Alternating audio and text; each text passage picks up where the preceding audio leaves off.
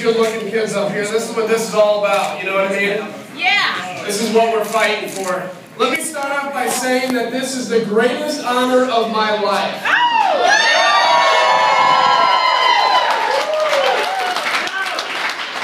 You know, we went in tonight expecting it to be a long night, and the results so far seem to be well worth the wait. Yeah. Now, I want to be clear, there are some outstanding ballots still, but the Associated Press has called the race, and it appears as if everything holds, it appears that we have won the primary for the 16th Congressional.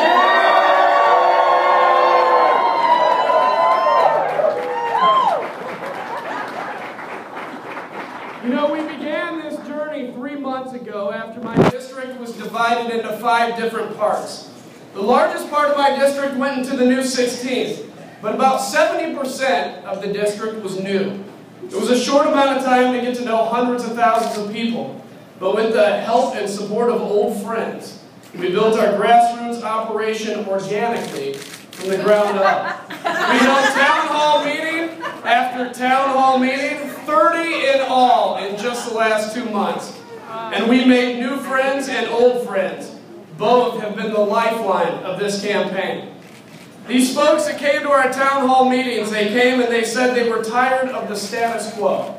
They said that they expected more for their kids and their grandkids' future, and that they were ready for a fresh break from business as usual in Washington, D.C.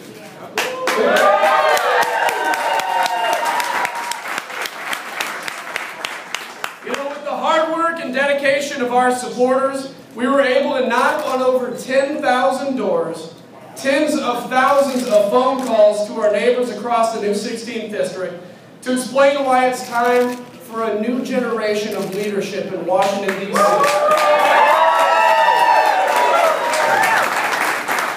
I'd like to give a big thanks to my family, to my fiance Ricky, who could not be here with us tonight because she's in military training. Yeah, she's sad, I'm sad.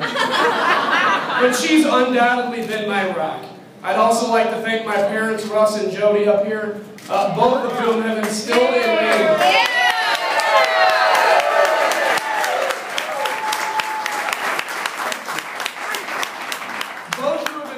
In me the importance early on in my life of living your life to serve others. I'd also like to thank my sister, brother, nieces and nephews, aunts and uncles who are all out here today, and cousins. All of you have shown unconditional support and faith in me, and I thank you for that.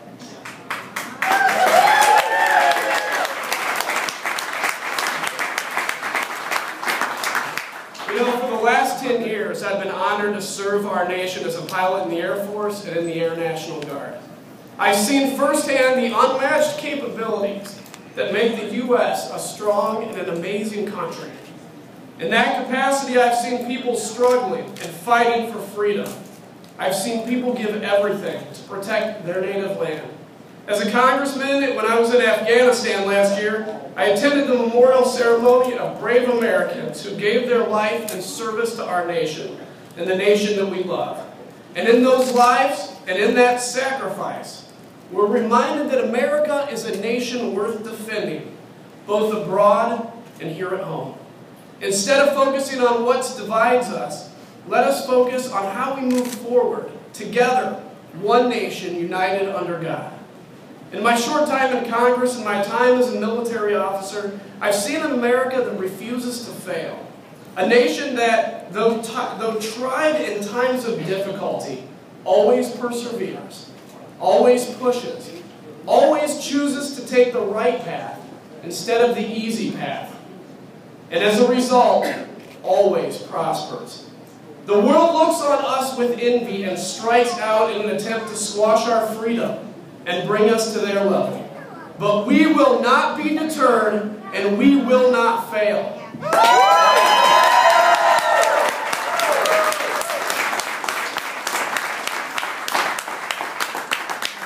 We're also reminded that Americans are capable of learning from the mistakes of the past, and they're capable of working together to find common ground and to chart a new course. Tonight's results illustrate that Americans are looking for a new generation of leaders who are focused on bettering our country rather than bettering themselves. Leaders who will reform Washington from the ground up and unequivocally place the people above politics.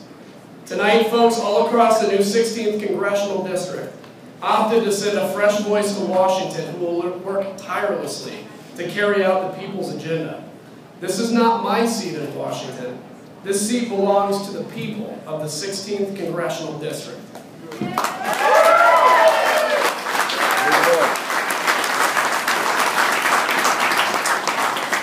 Gone are the days of being controlled by Washington establishment think tank groups. I work for you, and I will not answer to these insider and out-of-touch organizations.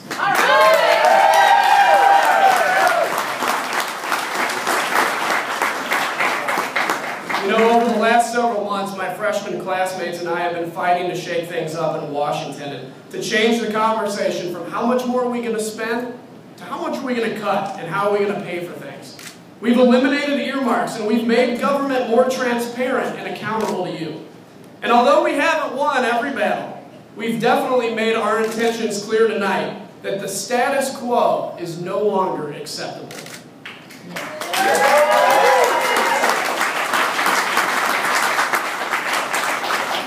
Congress needs a fresh approach with strong conservative voices that will fight tooth and nail to create an environment where government will become less relevant in your everyday life. In 2010, we stopped the runaway spending train when Americans sent 87 new freshmen to Congress to hold the line on spending. But this 2012 cycle is about turning the train around and moving towards economic security and fiscal constraint. Illinois has taken the first step towards turning this train around. However, we must keep pushing forward, just as those first brave Americans did at Valley Forge. This is our country's present-day Valley Forge moment. Just like the brave men who stood strong in the dead of winter against the most powerful country in the world, we too must persevere. 2012 is an extremely critical year for the future of our country. We simply cannot afford to sit back, continue to let more debt pile onto the backs of our kids and grandkids. Ultimately, history will judge us by whether we decide to stand up and fight to chart a new course like we're beginning here tonight in Illinois, or did we stand by and allow the same go-along, get-along politics to consume Washington? We must continue to make the bold but necessary budget cuts that will refuel our economy, that will leave future generations with the same opportunity that many of us in this room have been blessed with. No one said it more eloquently than Ronald Reagan. This is my favorite speech of his, by the way. Who said, quote, "They say the world has become too complex for simple answers. They're wrong. There are no easy answers, but there are no easy questions, but there are simple answers. We must have the courage to do what's right and to do what we know is morally right." Reagan went on to quote Winston Churchill, who said, "When great forces are on the move in the world, we learn that we're spirits, not animals."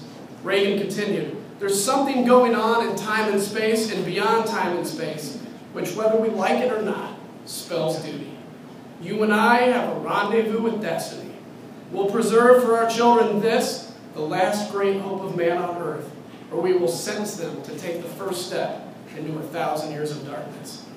Tonight, Illinois has set a tone for the nation, that we won't stand idle, hoping that our economy improves. This is a brand new day for the Illinois Republican Party. Tonight, we send a message to our country that here in Illinois, there will be a new generation of Republican leaders, and we will fight to provide a better tomorrow for future generations. Because all of you, Illinois will no longer accept the status quo.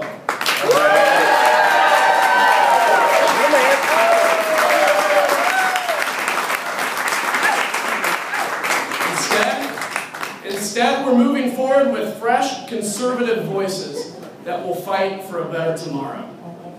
To everyone in this room, and our thousands and thousands of supporters, let me say from the bottom of my heart, thank you.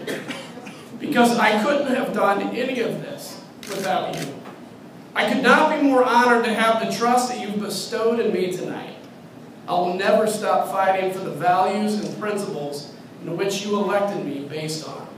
I take that trust incredibly seriously, and I'll fight every day to continue to earn that trust and to represent the voice of the new 16th Congressional District.